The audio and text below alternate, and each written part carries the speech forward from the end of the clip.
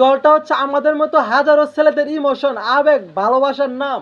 ঠিক 13 মিনিটের সুখ হচ্ছে এই গোলটা। এই গোলটা হওয়ার পর 13 মিনিট অনেক হাসি খুশি ছিলাম।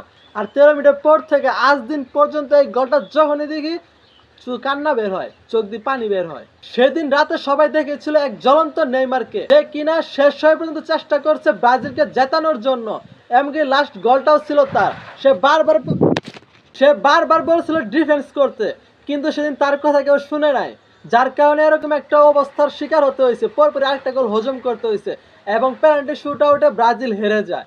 তো সত্যি বলতে আমি আমার লাইফের ফার্স্ট এবং লাস্ট একটা জিনিসের উপরে ক্রাশ খাইছি, সেটা হচ্ছে এই গোলটার উপর।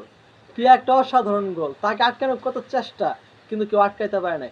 সেদিন ব্রাজিল হেরে গেলেও হারেনি নেইমার। আমরা দেখেছি সেই জ্বলন্ত নেইমারকে। তো আজকের মতো এইটুকুই। আল্লাহ হাফেজ।